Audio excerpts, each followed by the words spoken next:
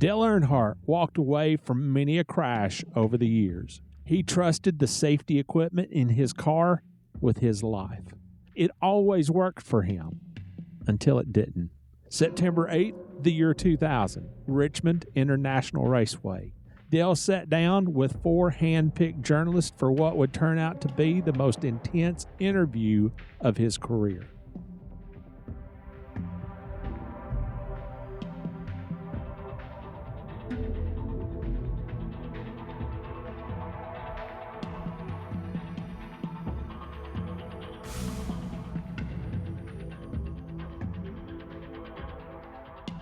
A little more than 5 months later, Dale Earnhardt was gone.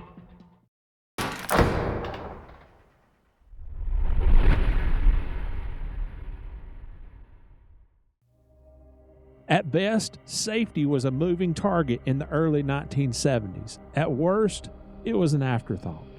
Darrell Waltrip drove 5 races for legendary team owner Bud Moore at the end of the 1973 season. And Bud, he was as old school gets. Bobby Isaac been driving the car. Bobby's a pretty small guy. I go down to Bud's to get fitted up in the car to go to Darlington. That was our first race, Southern 500. And I get in. I try to get in the car. I can't get in the seat. I mean, this seat is it's a real narrow and it's real tight, and I can barely squeeze into it. And I told Bud, I said, Bud, we're going to have to change this seat. Hell no, we ain't changing that seat. What's wrong with you? I said, well, it's not big enough. Bobby he was a little bigger, he was a little smaller than me, and I can't get myself back in this seat. I'm not comfortable. Well, you're going to have to learn to be comfortable in that seat, because Ford Motor Company spent thousands of dollars developing that seat. It's got the lumbar support, it's got this, it's got that. And so you're just going to have to deal with that seat. I said, all right, I'll do it. So we get the seat, and I get kind of halfway comfortable in it.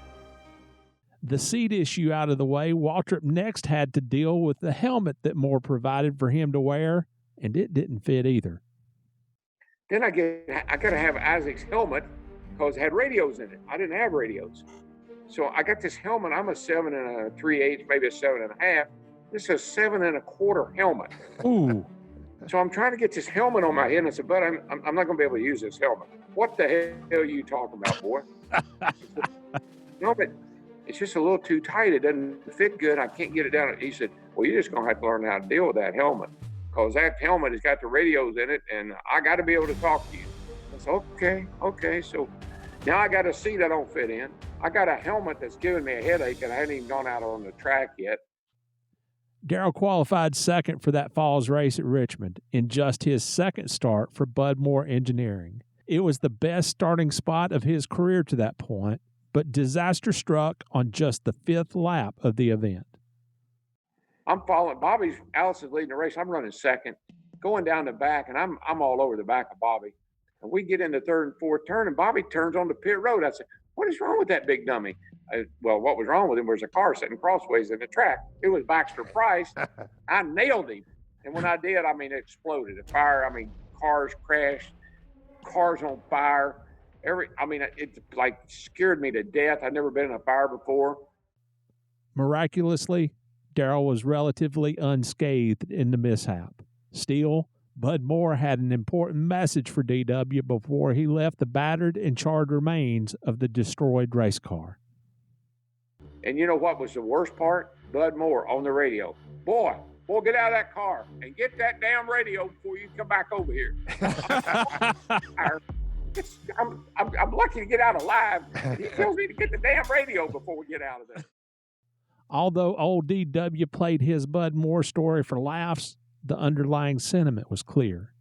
There was a time and place in NASCAR when teams made do with whatever was available when it came to safety. Seats and helmets didn't make a car go faster, so spending money to buy new ones was all but out of the question. Fast forward to the summer of the year 2000. After accidents claimed the lives of both Adam Petty and Kenny Irwin, Brett Bodine became the first driver to use the restraint system known as the Hans device in competition. When Bodine unveiled it in July at Pocono, he did not receive a warm welcome from Dale Earnhardt. I got made fun of. I bet. A couple guys made fun of me. Dale was one of them. And he said, "What are you, some kind of pussy? What do you need that thing for? You can't see with that. You can't turn your head." I said, "Dale, we all need to look into this." Dale Earnhardt lost his life in an accident on the final lap of the 2001 Daytona 500. The firestorm that was sparked the year before became an all-out inferno, and Jamie McMurray stepped right into the middle of it all. He made his debut with Bruco Motorsports and team owner Clarence Brewer the day before Earnhardt's fatal accident. What I remember about that year is it was the year that Dale Earnhardt was killed at Daytona, and safety became a huge thing. Like the whole sport changed with the Hans device and with seats and headrest, and no one really knew what you needed, but everyone knew we were going really fast at these tracks and that you needed something different. Success that season was slow in coming.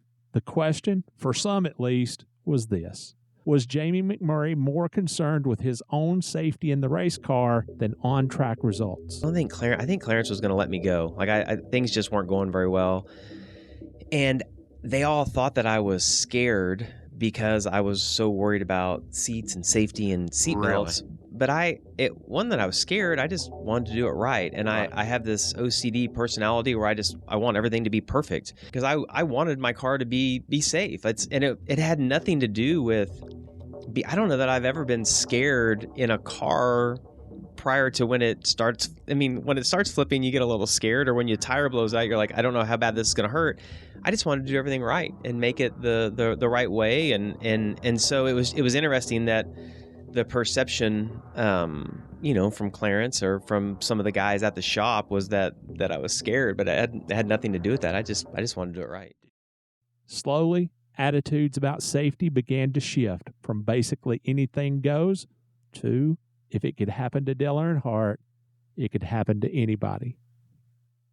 When you would go to the garage right after Daytona, they started developing, everyone had something different. And I just remember all the drivers, it didn't matter if you were old or young, everybody was walking around on like tech day, and you were just looking at what seat, what was RCR doing, what was everybody doing that was different, and there was a lot of discussion about it. Eventually, it became okay to talk about things like seat belts, proper installation, and options. The way that we mounted seat belts pre-2001 was just barbaric. I mean, and there was, I don't even remember there being seatbelt options. There was I think Simpson, honestly, that's all I remember. I remember Simpson seatbelts, and there was a set of them. Now you can get 5-point, 6-point, so you can get, there's all these different options, and there's a bunch of different manufacturers, there's different widths, and we've also learned how to mount them. But at the time, no one knew, and so they started educating us on why we need to do it a certain way. So was Jamie McMurray scared? Only he can answer that question. All that's for certain is that he won in the second Winston Cup start of his career. He won the Daytona 500. He won the Brickyard. He could drive a race car, afraid or not.